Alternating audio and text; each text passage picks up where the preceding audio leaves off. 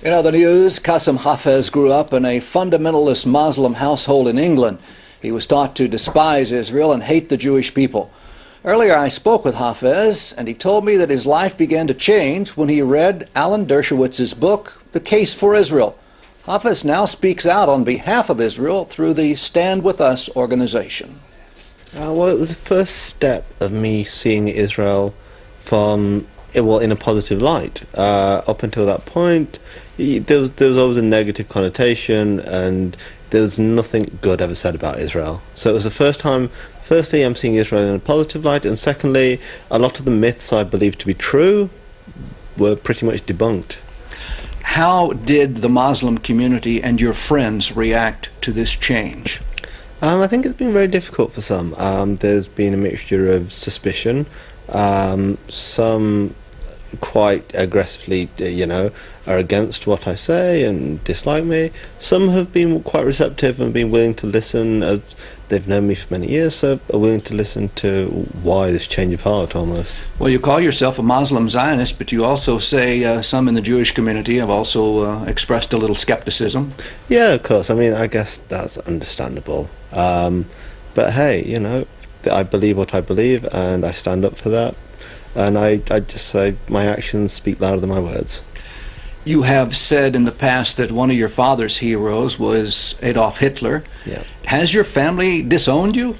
There are strained relations with some members of my family. Some have been very receptive and very supportive, in fact. So it really is mixed. On the whole, there is almost a distance now. But with some members, we're still very close, and some have been very much interested in what I have to say, and also now see Israel in a very positive light. With your newfound understanding of Israel and the Jewish people, have you had an impact or been able to influence any other Muslim young people to see the light, so to speak? Well, it's to start with my family. I mean, with the younger cousins, they've not been exposed to the real Israel. They don't meet any Jews in the community they live, so we've been able to have these conversations which I myself, being young, wasn't able to have. I wasn't able to question the ideas that I was told were fact. So with them, we've had some really good conversations. They're having a balanced view, but also with the talks I did with Stand With Us, we did a campus tour, and we had some mixed audiences. We had Muslims attend the talks, and we had some really interesting conversations afterwards. So hopefully, even if I can get through to one person, I see that as a success. Are you a practicing Muslim today? Yes, of course. It's my religion. I stand by that.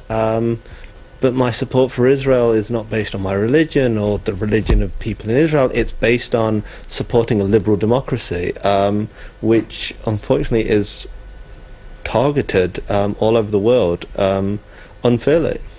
As you began to explore this new lifestyle or new way of thinking, you actually came to Israel for a visit. What was your impression, your first impression? This is insane, to be honest, because it was not what I expected. I was expecting, the buzzwords, this apartheid state, but here I was seeing Muslims, Jews and Christians coexisting, living together, Muslims going to mosques. I walked past a mosque in Tel Aviv just yesterday, and this is the side of Israel people don't know. They don't know that Muslims and Christian Arabs serve in the Israeli Defense Forces.